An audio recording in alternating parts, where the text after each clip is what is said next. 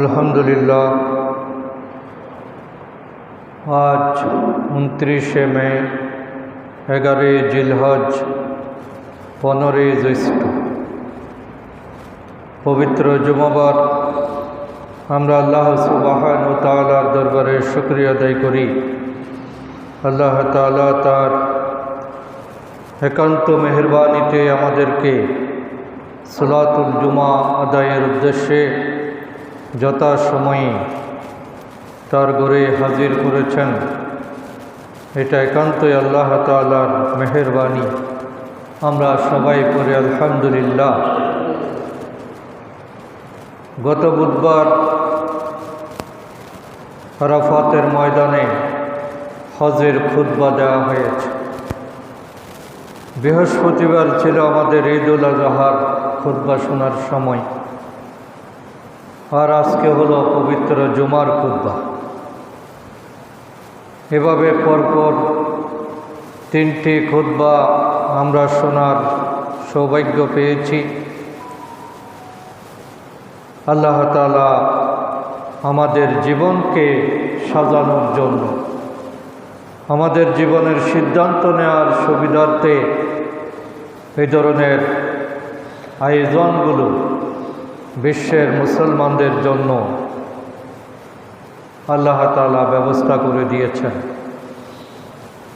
কারণ আমরা সবসময় শয়তানের চক্রান্তের শিকার।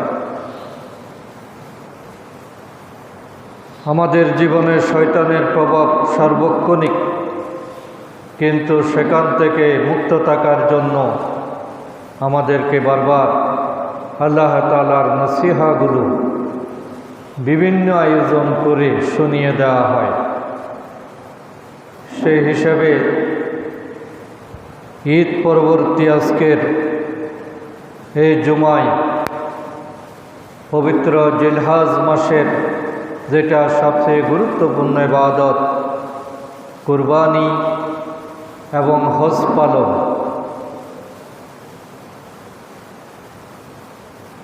আজকে সেই কুরবানি নিয়েই বিভিন্ন প্রশ্ন তোলা হচ্ছে। আমাদের ঈমানের মধ্যে সন্দেহ সংশয় সৃষ্টি করে দেওয়ার অপতৎপরতা চালানো হচ্ছে।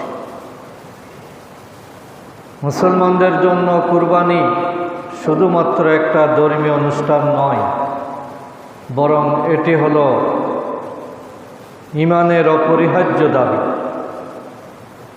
কুরবানিটা হলো মানুষের ঈমান যাচাই করা, ত্যাগ স্বীকার করার মানসিকতা সৃষ্টি করা, মানবতার প্রকাশ ঘটানো এবং একই সাথে তাকওয়া হাসিল, আল্লাহ ভীতির অনুশীলন, সবগুলোর উদ্দেশ্যে আল্লাহ তাআলা পবিত্র কুরবানির এই বিধানটা আমাদের জন্য নাজিল করেছেন। আমরা অত্যন্ত দুঃখের সাথে, উৎকণ্ঠার সাথে, উদ্বেগের সাথে, ক্ষোভের সাথে লক্ষ্য করছি যে বর্তমান সময়ে কিছু উগ্র হিন্দু, ব্রাহ্মণ্যবাদী, কিছু সাম্প্রদায়িক ধর্মান্ধ এবং নাস্তিক চিন্তাধারা ও ইসলাম বিদ্বেষী একটি চক্র আমাদের এই পবিত্র ইবাদত, আল্লাহর রাহে নিজের সর্বস্ব বিলিয়ে দেওয়ার, ইব্রাহিম আলাইহিস সালামের এই পবিত্র স্মৃতি বিজড়িত এই সুন্নাহকে বিতর্কিত করার জন্য, সন্দেহ সংশয় সৃষ্টি করার জন্য এটার ব্যাপারে বিভিন্ন অপপ্রচার চালানো হচ্ছে। কুরবানির পশুকে জবে করার পদ্ধতিকে বলা হচ্ছে বর্বরতা, অমানবিকতা এবং অপ্রয়োজনীয় পশু হত্যা। এভাবে বিভিন্ন মিডিয়াগুলোতে সংঘবদ্ধ প্রচারণা চালানো হচ্ছে। এ কারণে কুরবানি আজকে শুধুমাত্র একটা ধর্মীয় আবেগের জায়গাতে সীমাবদ্ধ নেই, ধর্মীয় অনুষ্ঠান হিসেবে পালনের জায়গায় এটা সীমাবদ্ধ নেই। আজকে এটার পরিণত হয়েছে একটা সাংস্কৃতিক এবং আদর্শিক যুদ্ধে। শয়তান এবং নাস্তিক্যবাদী গোষ্ঠী আজকে সর্বমহলে আমাদের বিরুদ্ধে সংগ্রাম করছে।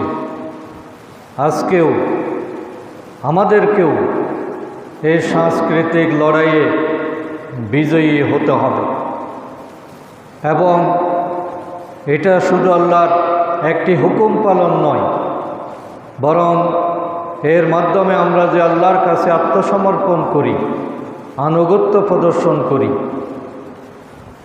এবং বিশ্বব্যাপী ভোগবাদী যে দর্শন, যে সংস্কৃতি, যে চিন্তা, ইসলাম বিদ্বেষী যে প্রচারণা, এখান থেকে মানুষকে বের করে আনা, মানুষকে আল্লাহমুখী করা, আল্লাহর হুকুমের কাছে সারেন্ডার করা, মানসিকতা সৃষ্টি করা, এটাই মূলত কুরবানির লক্ষ্য এবং উদ্দেশ্য।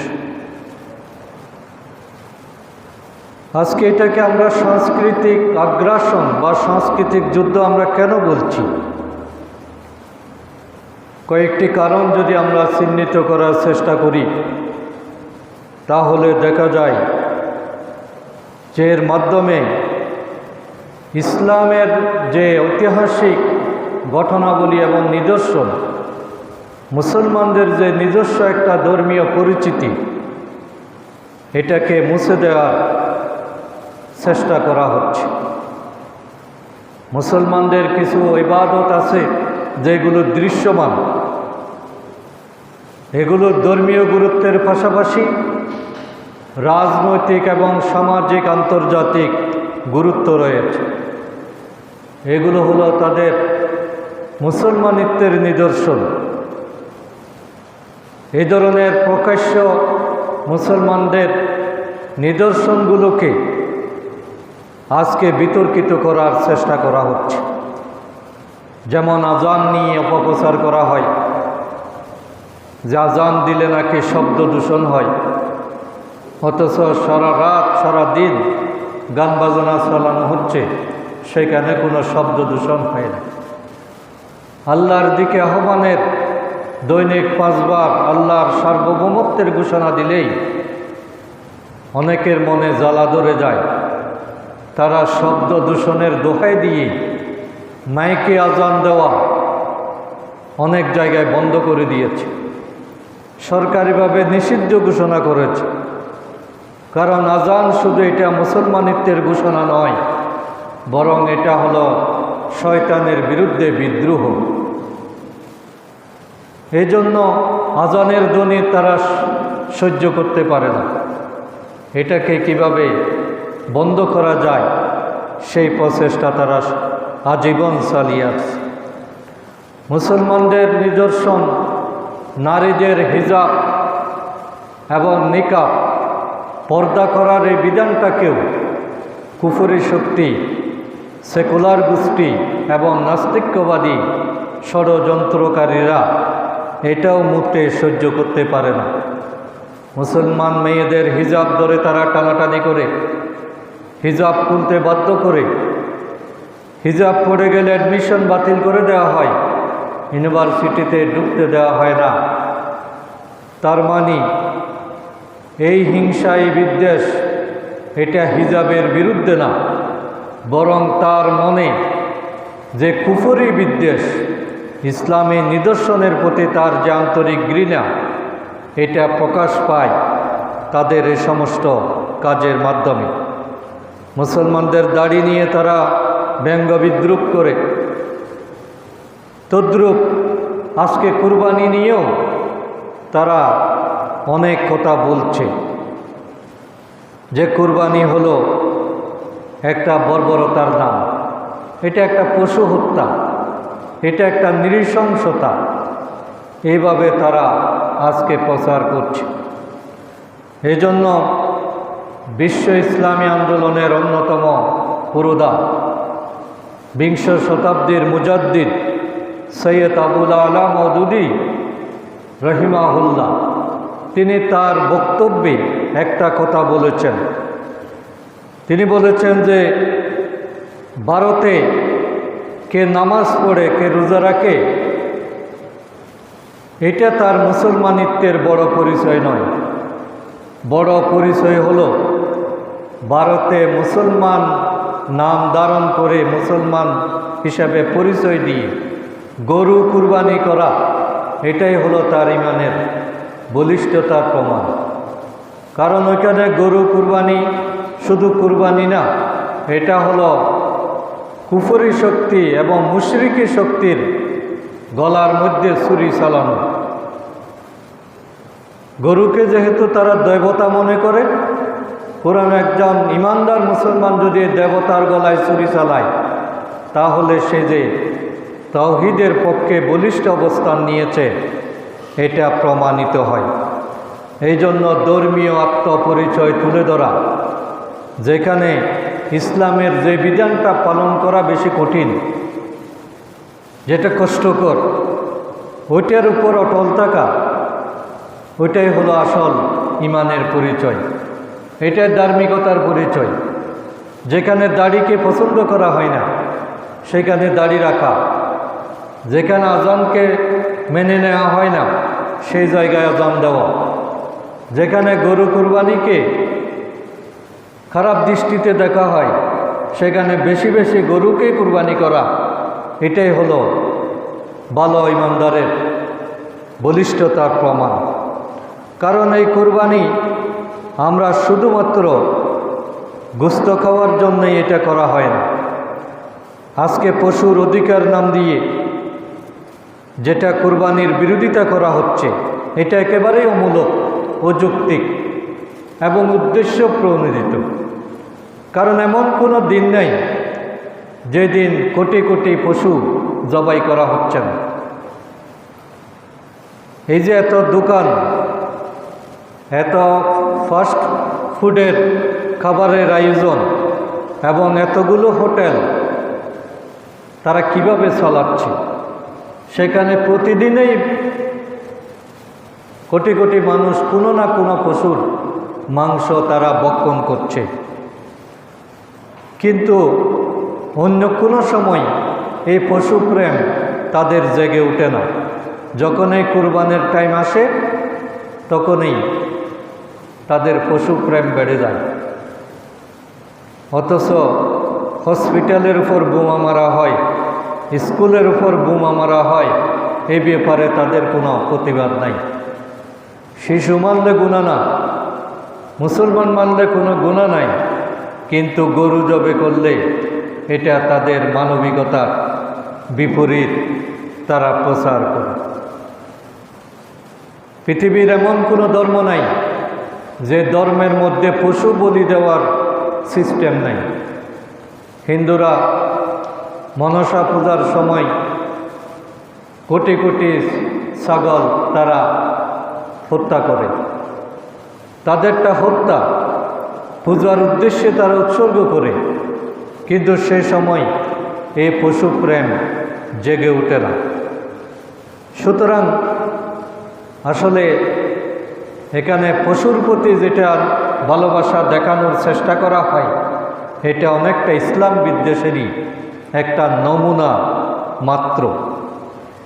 এর মাধ্যমে তারা চায় মুসলমানদের আত্মবিশ্বাসে ফাটল ধরাতে, তরুণদের মনে, যুবকদের মনে ধর্ম সম্পর্কে একটা দ্বিধাদ্বন্দ্ব সৃষ্টি করা, মানসিকভাবে দুর্বল করা, সাংস্কৃতিক আগ্রাসনের মাধ্যমে ধর্মীয় বিধিবিধানগুলোকে প্রশ্নবোধক করা।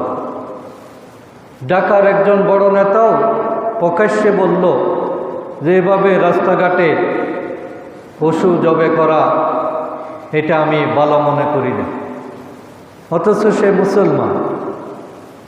সুতরাং এই ধরনের আমাদের মুসলমানদের মন মানসিকতাটাকে কোরবানির যেটা মাহাত্ম্য, গুরুত্ব, স্যাক্রিফাইসের যেটা ধারণা, আল্লাহর প্রতি আনুগত্যের যেটা নিদর্শন, সেটাকেই তারা প্রশ্নবোধক করতে চায়। এই কুরবানির বিরুদ্ধে তারা যেটা প্রচার করে সেটা হলো মুসলমানরা হিংস্র।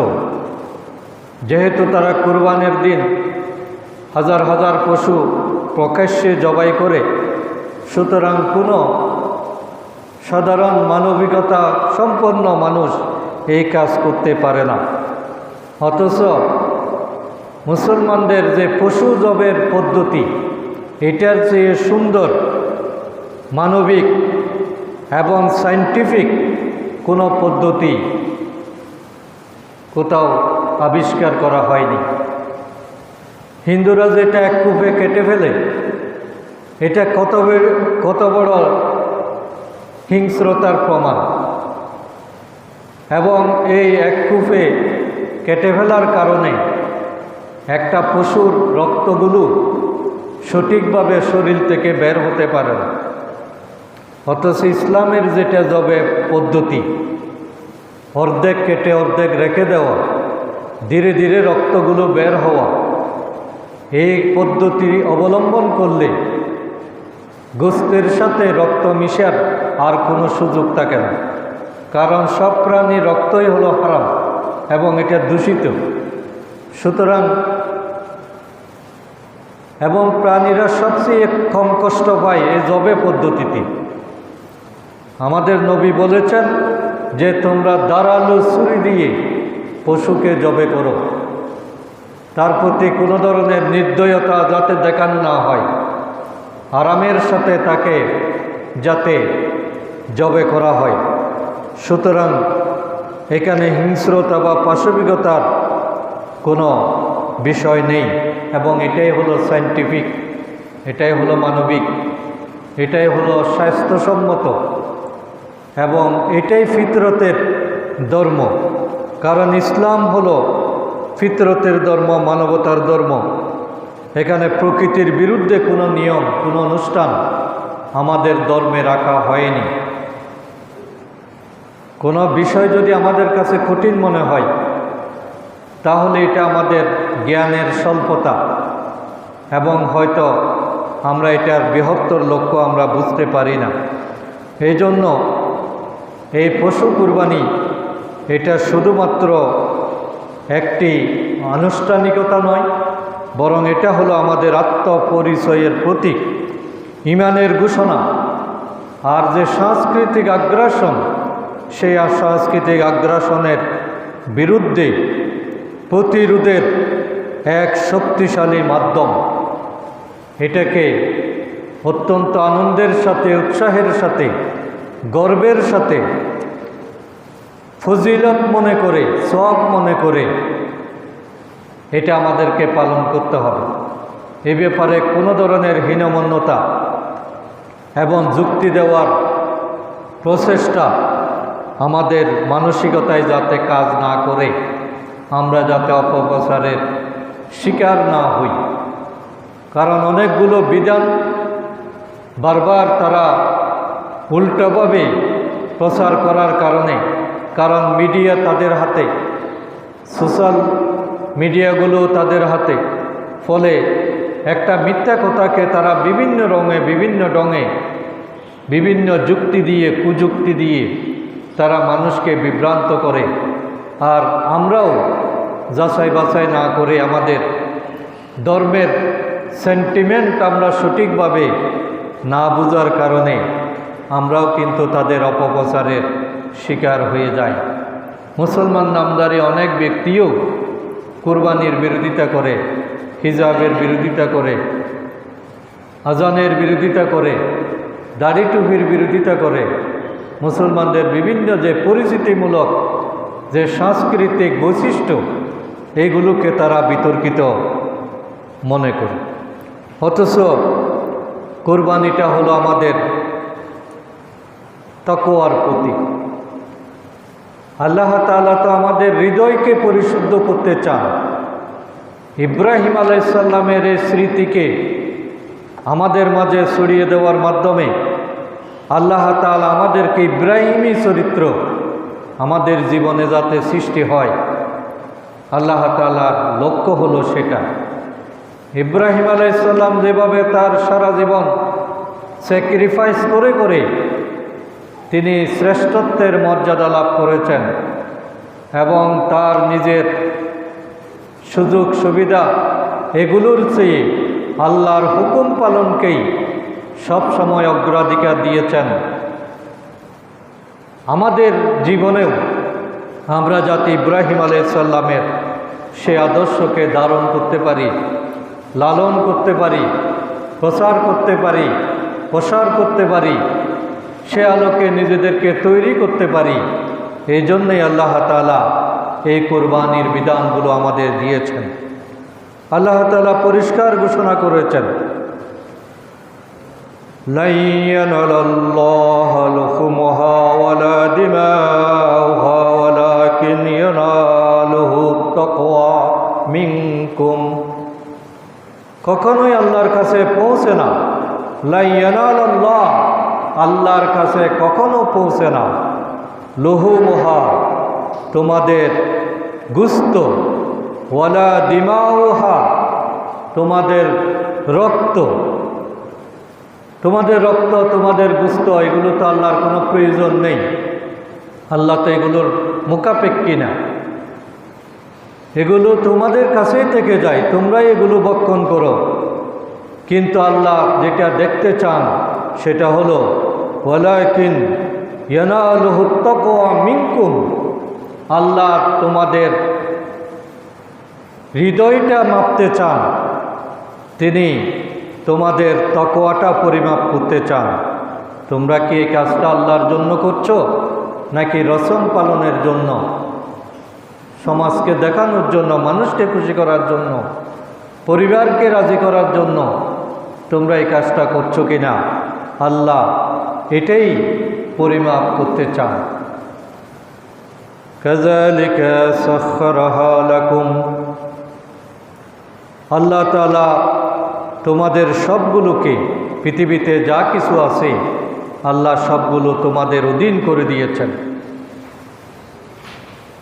পৃথিবীর সবাই মানুষের আনুগত্য করে, সব সৃষ্টি মানুষের দাস, মানুষের আনুগত্য করে। একটা হাতি মানুষের তুলনায় কত বড়, অথচ সেই হাতির মাথার উপর উঠে মানুষ তাকে পরিচালনা করে, কারণ এটা আল্লাহই ব্যবস্থা করে দিয়েছেন। আল্লাহ বিভিন্ন পশু, বিভিন্ন প্রাণীকে আমাদের জন্য খাওয়ার উপযোগী করে দিয়েছেন, আমাদের অনুগত করে দিয়েছেন। কাযালিকা সাখখারাহা লাকুম, এগুলো আল্লাহ তাআলা সবগুলো আমাদের উপযোগী করে দিয়েছেন। বাতাস যদি আমাদের প্রয়োজন না মেটাতো, সূর্য যদি আমাদের প্রয়োজন না মেটাতো, চন্দ্র যদি আমাদের প্রয়োজন না মেটাতো, আল্লাহ যদি এটার ব্যবস্থা করে না দিতেন, তাহলে আমরা বেঁচে থাকতে পারতাম না। তাহলে এটা আল্লাহর মেহেরবানি যে আল্লাহ যে বিভিন্ন বিধান দিয়েছেন এবং বিভিন্ন কিছু আমাদের সৃষ্টির জন্য, আমাদের ব্যবহারের জন্য তিনি আমাদের উপযোগী করে দিয়েছেন। এটা আল্লাহ তাআলাই একমাত্র করতে পারেন। আল্লাহ যদি বাতাসকে হুকুম দেন, সেই বাতাস আমাদের শত্রু হয়ে যায়। আল্লাহ যদি পানিকে আমাদের শত্রু বানাতে চান, তাহলে সেই পানিতে আমাদের জীবন হানি ঘটে। সুতরাং আল্লাহ তাআলা বলছেন, কাযালিকা সাখখারাহা লাকুম, পৃথিবীর সব কিছু এমনিভাবেই তোমাদের বশ করে দিয়েছেন, অধীন করে দিয়েছেন। উদ্দেশ্য হলো লিতুকাব্বিরুল্লাহ আলা মা হাদাকুম, তোমরা যাতে আল্লাহর শ্রেষ্ঠত্ব ঘোষণা করো এবং তোমরা হেদায়েতের উপর আছো কিনা সেটার প্রমাণ হলো মা হাদাকুম। তোমরা যদি হেদায়েতের উপর থাকো, তাহলে তোমাদের বৈশিষ্ট্য হবে সব জায়গায় তোমরা আল্লাহর শ্রেষ্ঠত্বের পরিচয় তুলে ধরবে। তাহলে আল্লাহর শ্রেষ্ঠত্ব ঘোষণা করতে পারাটাই হেদায়েত। যেখানে আল্লাহর পক্ষে থাকার কথা, আল্লাহর হুকুম পালনের কথা, আল্লাহর হুকুমকে প্রচার করার কথা, সেটা যদি আমি করতে না পারি, তাহলে আমি সত্যিকার হেদায়েতের উপর আমি নাই। এই জন্য আল্লাহ বলছেন, লিতুকাব্বিরুল্লাহ আলা মা হাদাকুম, যে তোমরা আল্লাহর শ্রেষ্ঠত্ব ঘোষণা করো এই কারণে যে তোমাদেরকে আল্লাহ তাআলা হেদায়েত দিয়েছেন। আর হেদায়েত পাওয়া মানে হলো ওয়াবাশশিরিল মুহসিনিন, আল্লাহ তাআলা এই হেদায়েতপ্রাপ্ত সৎকর্মশীল মুহসিন ব্যক্তি যারা, তাদের জন্যই তিনি সুসংবাদের আয়োজন করেছেন। সুতরাং সৎকর্ম মানি আল্লাহর অনুগত হওয়া, সৎকর্ম মানি আল্লাহর শ্রেষ্ঠত্ব ঘোষণা করা, আর হেদায়েতপ্রাপ্ত অন্তর দিয়েই একমাত্র সৎকর্ম সম্পাদিত হতে পারে। এই জন্য কোরবানি সহ সকল ইবাদত এটা সৎকর্ম কিনা সেটা আমাদেরকে পরিমাপ করতে হবে তাকওয়া দিয়ে এবং আল্লাহর ভয় দিয়ে, আল্লাহর শ্রেষ্ঠত্বের ঘোষণা দিয়ে। আল্লাহর শ্রেষ্ঠত্ব যদি আমরা এখানে পরিমাপ করতে পারি, তুলে ধরতে পারি, তাহলেই বুঝতে হবে আমি আল্লাহ তাআলার হেদায়েতের উপর আছি। আর হেদায়েতের সবচেয়ে বড় প্রমাণ হলো নিজেকে আল্লাহর জন্য তৈরি করা, নিজের সমস্ত আমল আখলাক, চেষ্টা প্রচেষ্টা, পরিকল্পনা সাধনা, আয়োজন বিসর্জন সব কিছুই আল্লাহর জন্য হয়ে যাও। যা কিছু করব আমার জন্য না, দেশের জন্য না, পরিবারের জন্য না, জাতির জন্য না। যদিও বা আমার কাজ দ্বারা আমি উপকৃত হব, জাতি উপকৃত হবে, পরিবার উপকৃত হবে, সমাজ উপকৃত হবে, কিন্তু উদ্দেশ্য হবে আল্লাহকে খুশি করা। আল্লাহর খুশির উদ্দেশ্য ছাড়া ভালো কাজটাও আর ভালো থাকে না। আমি নামাজ পড়লাম, নামাজের দ্বারা আমি উপকৃত হলাম, কিন্তু যদি উদ্দেশ্য আল্লাহর জন্য না হয় তাহলে এই নামাজটা কবুল হবে না। এই জন্য আল্লাহ তাআলা আমাদেরকে বলছেন নবীর মাধ্যমে যে কুল ইন্না সলাতি ওয়া নুসুকি ওয়া মাহইয়ায়া ওয়া মামাতি লিল্লাহি রাব্বিল আলামিন। হে নবী, আপনি বলে দেন নিশ্চয়ই ইন্না সলাতি আমার নামাজ, ওয়া নুসুকি আমার কুরবানি। এখানে কুরবানি বলতে সকল প্রকার ভালো কাজ, আমরা যেটা ডাইরেক্ট কোরবানি দিই সেই কোরবানি, সেই স্যাক্রিফাইস, সেই আত্মত্যাগ। আর পাশাপাশি এর বৃহত্তর অর্থ হলো আমার সমস্ত তৎপরতা, আমার দ্বারা যা হয়, আমি দুনিয়াতে আসার পর থেকে মৃত্যু পর্যন্ত আমি যা কিছু করি সব কিছুই হলো নুসুকি। আমার কোনো কাজেই আল্লাহ তাআলার সন্তুষ্টির বাইরে যেতে পারবে না। ওয়া মাহইয়ায়া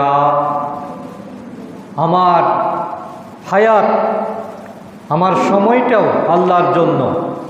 ওয়া মামাতি এবং আমি যদি মরে যাই, আমাকে যদি শহীদ হতে হয়, আমাকে যদি ফাঁসি কাটতে যেতে হয়, আমার মৃত্যুটাও হবে লিল্লাহি রাব্বিল আলামিন, একমাত্র আল্লাহর জন্য।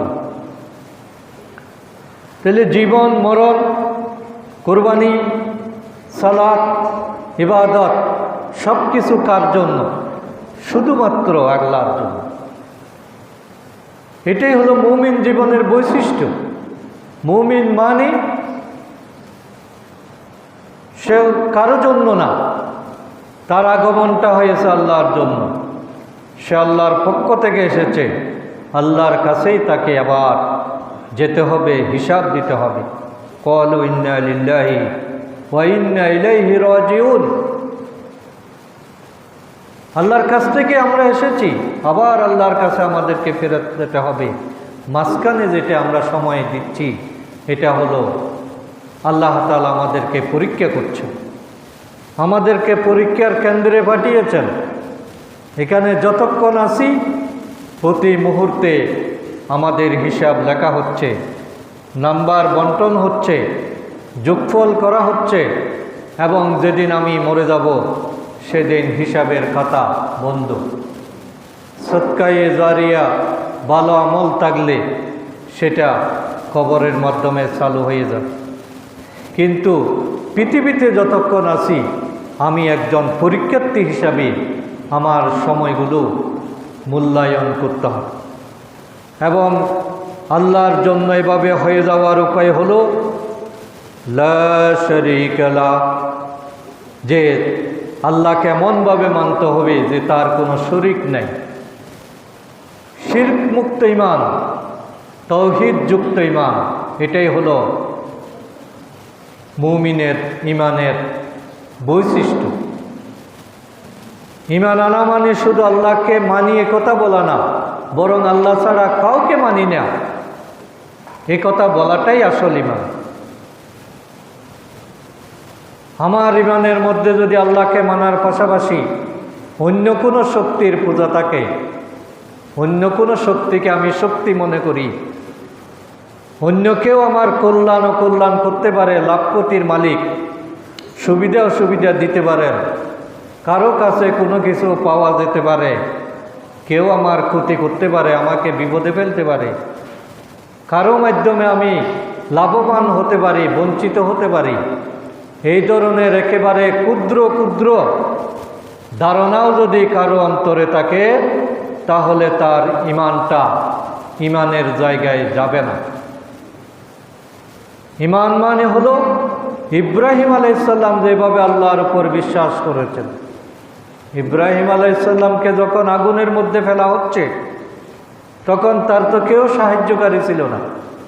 তার নিজের বাবা দাঁড়িয়ে উৎসব করে, উলঙ্গ করে তাকে আগুনের কুণ্ডলিতে নিক্ষেপ করা হচ্ছে। সে অবস্থায় তিনি আর কারো সাহায্য চাইলেন না। ফেরেশতারা সাহায্য করতে চাইল, কিন্তু তিনি তাদেরকেও বলে দিলেন যে আল্লাহ আমাকে আগুনে নিক্ষেপ করতে চান, তিনি কি দেখতেছেন না? সাহায্য দরকার হলে আমি তার কাছেই চাই।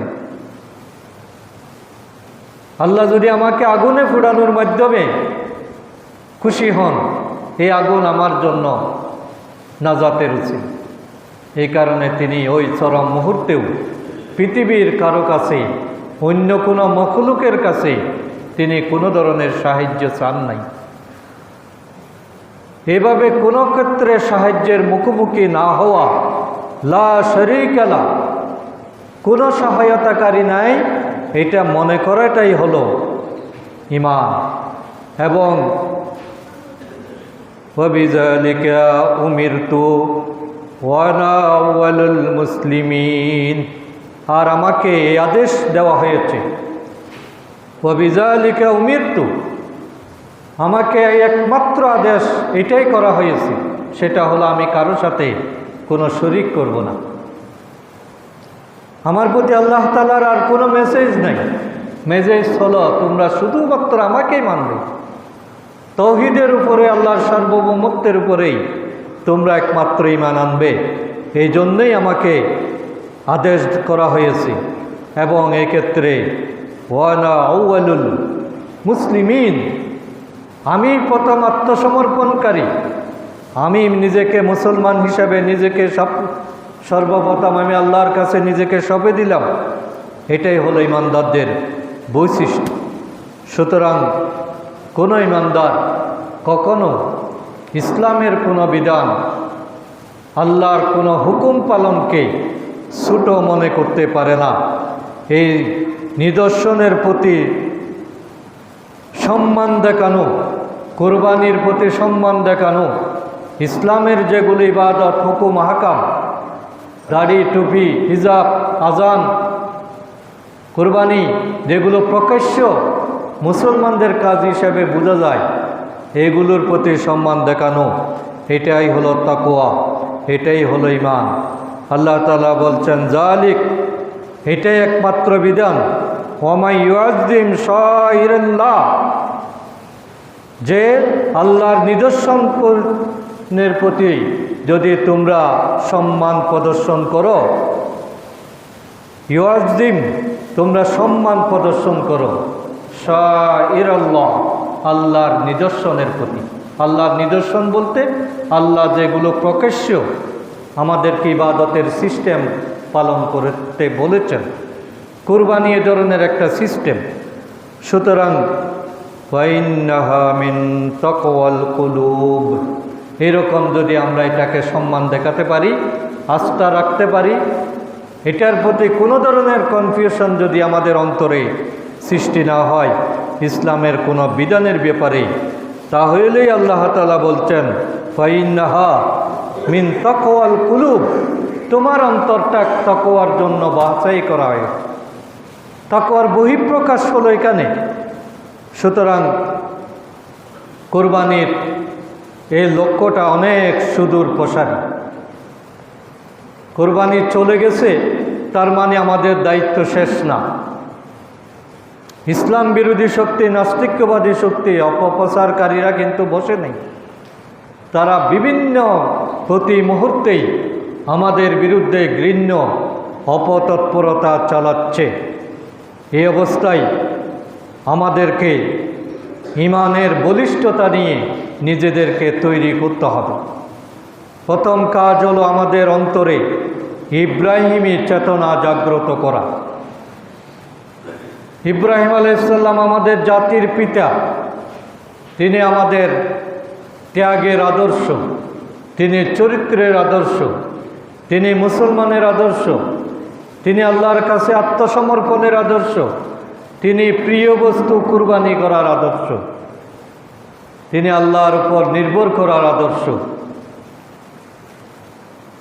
এবং চরম কঠিন পরীক্ষায় কিভাবে উত্তীর্ণ হতে হয়, কিভাবে আল্লাহর উপর তাওয়াক্কুল করতে হয়, পুরো বর্ণনাগুলো একেবারে কোরআন দিয়েই ভরা। কোরআনেই সরাসরি ইব্রাহিম আলাইহিস সালামের আদর্শগুলো তুলে ধরা হয়েছে। সুতরাং কোরবান পরবর্তী আমাদের করণীয় হলো আমাদের জীবনের সাথে, আমাদের চরিত্রের সাথে, আমাদের আদর্শের সাথে, আমাদের মন মানসিকতার সাথে আমরা যে চিন্তাভাবনা করি এর সাথে ইব্রাহিম আলাইহিস সালামের মিল খুঁজে পাওয়া যায় কিনা। তিনি আমাদের আদর্শিক পিতা হিসাবে, জাতির পিতা হিসাবে তার আদর্শের উপর আমরা অটল আছি কিনা, নাকি শুধু জিলহজ মাস আসলে ইব্রাহিমের কথা স্মরণ হয়, কুরবান করার সময় ইব্রাহিমের কথা আলোচনা হয়, কিন্তু অন্য সময় তার কোনো আদর্শ আমরা ধারণ করতে পারি না। এই রকম যাতে না হয়, ইব্রাহিমী চেতনাকে সার্বক্ষণিক জাগ্রত রাখা, এটাই এই মুহূর্তে আমাদের করণীয়। 2 নম্বর হলো ইসলাম হলো মানবতার ধর্ম, ইসলাম হলো কল্যাণের ধর্ম, ইসলামের আদর্শ হলো সার্বজনীন এবং সর্বাত্মক। সৃষ্টির এমন কোনো জায়গা নেই যেখানে ইসলাম প্রযোজ্য নেই। আল্লাহ রব্বুল আলামিন তিনি যেমন সকলের রব, তেমনি ইসলাম হলো, আমাদের নবী হলেন রাহমাতুল্লিল আলামিন, তিনি সমগ্র সৃষ্টির জন্য রহমত। এবং নবীর আদর্শ, ইসলামের আদর্শ, এটা সব জায়গায় বিরাজমান। সুতরাং আমি মুসলমান, আমি কোরআন মানি, আমি ইসলাম ধারণ করি, এই ব্যাপারে কোনো ধরনের হীনমন্যতা আমাদের অন্তরে যাতে কাজ না করে, যে মুসলমান হয়ে ভুল করলাম নাকি, বিপদে পড়লাম নাকি, আমার উপর এত কষ্ট কেন, মুসিবত কেন, সব জায়গায় আমাদের জায়গাটা সংকুচিত কেন, মুসলমান হিসাবে পরিচয় দিলে সব জায়গায় আমাকে অসম্মান করা হয় কিনা, এই ধরনের কোনো দুর্বলতা আমাদের অন্তরে যাতে কাজ না করে। পৃথিবীর কেউ আমাদেরকে সাপোর্ট না দিক, কিন্তু আমরা যেহেতু আল্লাহকে মানি, সুতরাং আমরাই শ্রেষ্ঠ।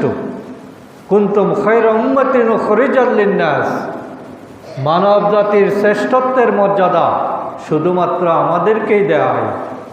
সুতরাং ইসলাম শ্রেষ্ঠ ধর্ম আর মুসলমান জাতি হলো শ্রেষ্ঠ জাতি। এই আদর্শকে সর্বত্র ছড়িয়ে দেওয়া, এটা আমাদের এই মুহূর্তের করণীয়। 3 নম্বর হলো কোরবানির ব্যাপারে যত ধরনের নেগেটিভ প্রচারণা আছে এইগুলোকে আমাদের মোকাবেলা করতে হবে। কাটাকে কাটা দিয়ে তুলতে হবে। যে সোশ্যাল মিডিয়াতে তারা আমাদেরকে ব্যঙ্গ করে, সেই সোশ্যাল মিডিয়াগুলো আমাদের নিয়ন্ত্রণে নিয়ে আসতে হবে। সোশ্যাল মিডিয়ার প্রচারণা আপনি মসজিদের খুতবা দিয়ে দিলে হবে না। তারা যে লাইনে প্রচারণা করে আমাদেরকে একই লাইনে দক্ষতা অর্জন করতে হবে। প্রযুক্তির ক্ষেত্রে দক্ষতা অর্জন ছাড়া এখন টিকে থাকাটা অনেকটা মুশকিল, কারণ এটা মুহূর্তের মধ্যেই এটা ছড়িয়ে যায়। আমার এই কথাগুলো কয়জনের কাছে যাবে, কিন্তু এটা যদি মিডিয়াতে চলে যায় তাহলে এটা মুহূর্তের মধ্যেই ছড়িয়ে পড়ে। সুতরাং সামাজিক যোগাযোগ মাধ্যম এগুলো আমাদেরকে দক্ষতা অর্জন করতে হবে। সেখানে ইতিবাচক বিভিন্ন দৃশ্য, ছবি, গল্প তুলে ধরা, অসহায় মানুষের আবেগ অনুভূতি তুলে ধরা, এবং কোরবানি যে একটা অসহায় মানুষের সেবা, এটা যে সমাজ কল্যাণমূলক কাজ। প্রতি বছর লক্ষ লক্ষ কোরবানির মাধ্যমে অসংখ্য বনি আদম যে উপকৃত হচ্ছে, এটা যে শুধু পশু হত্যা নয়, বরং মানবতার কল্যাণ। এই জিনিসগুলো আমাদেরকে তুলে ধরতে হবে পরিকল্পিতভাবে। মানুষকে বোঝাতে হবে কোরবানি করতে গিয়ে আমাদের যেটা ইসলামের সৌন্দর্য, বিশেষ করে পশুর প্রতি আচরণ, যথার্থ ইসলামী তরিকায় জবে পদ্ধতি অনুসরণ এবং পরিষ্কার পরিচ্ছন্নতার প্রতি গুরুত্ব দেয়া, এটা অত্যন্ত গুরুত্বপূর্ণ। বিরোধীরা আমাদের বিরুদ্ধে বেশি অপপ্রচার করে কি, যে কোরবানির কারণে রাস্তাঘাটে ময়লা, রক্ত এগুলো পরিবেশ নষ্ট করে এবং দুর্গন্ধ ছড়ায়। তাহলে দুর্গন্ধ যে ছড়াচ্ছে, পরিবেশ যে নষ্ট করছে, এটা তো ইসলামের দোষ না। ইসলাম তো এটা বলে নাই। ইসলাম আমাদেরকে শিখিয়েছে, আমি যদি কোনো একটা জায়গায় যাই, কোনো একটা ব্যবহার করি, সেটা আমি ব্যবহার করার আগে যেরকম ছিল, ব্যবহার করার পরে আমি চলে আসার আগে সেই জিনিসটা যাতে সেইভাবেই পাওয়া যায়, এটা হলো ইসলামের শিক্ষা। আমি একটা পরিষ্কার টয়লেটে গেলাম,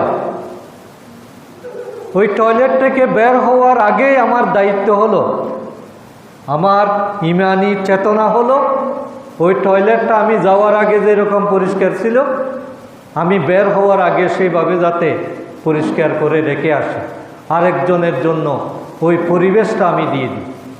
তাহলে একটা জায়গায় আমি গরু কুরবানি করলাম, সেখানে নাড়ি বুড়ি ফেলে রাখলাম, রক্তগুলো পরিষ্কার করলাম না, এটাকে আমি মোটেই ভালো কাজ করিনি।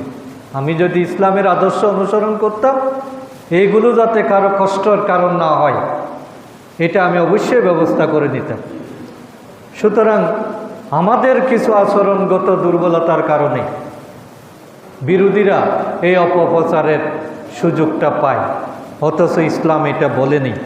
ইসলাম সবচেয়ে বেশি গুরুত্ব দিয়েছে রুচিবোধকে, পরিষ্কার পরিচ্ছন্নতাকে, পরিবেশকে, এবং মানুষের কষ্টের কারণ না হওয়ার যে ধরনের আয়োজন আছে, এগুলোকে ইসলাম সবচেয়ে বেশি পছন্দ করে। সুতরাং আমাদেরকে এটা করতে হবে।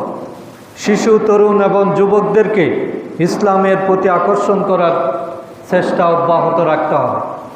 আজকে শিশুরা, আজকে তরুণেরা, যুবকেরা ইসলামের লেখাপড়া নাই, সিলেবাসের মধ্যে ইসলাম নাই, কোরআন জানার কোনো ব্যবস্থা নেই, একেবারে লিমিটেড। কেউ পারিবারিকভাবে আয়োজন না করলে সার্বজনীনভাবে এটাকে বিস্তার করার কোনো ব্যবস্থা আমাদের সমাজে নাই, দেশে নাই। এজন্য এক্ষেত্রে আমাদেরকে এগিয়ে আসতে হয় এবং শুধুমাত্র একদিনের আনুষ্ঠানিকতা নয়, বরং আল্লাহর প্রতি ভালোবাসা, মানবতার প্রতি মমতা, আত্মত্যাগের মহিমা, এটা যাতে আমরা ধারণ করি, এটাকে যাতে বিস্তৃত করি, এটার জন্য যাতে কাজ করি, মানুষ যাতে আমাদেরকে দেখে উৎসাহিত হয়, মানুষ যাতে আমাদেরকে দেখে প্রেরণা পায়। মুসলমান জাতি হবে তো মডেল, আল্লাহ তাআলা আমাদেরকে মডেল হিসেবে সৃষ্টি করেছেন, যাতে বিভ্রান্ত জাতিরা আমাদেরকে দেখে ইসলাম শিখি। ইসলামের প্রত্যেকটা বিধান এই লক্ষ্যেই নিবেদিত। একজন নামাজির নামাজ দেখে আরেকজন বেনামাজি নামাজ পড়তে উৎসাহিত হবে। একজন কুরবানি দাতার কুরবানি দেখে যারা কুরবানি করতে পারে নাই সে পরবর্তী বছর করার উৎসাহ সৃষ্টি হবে। এটাই হলো ইবাদতের টার্গেট।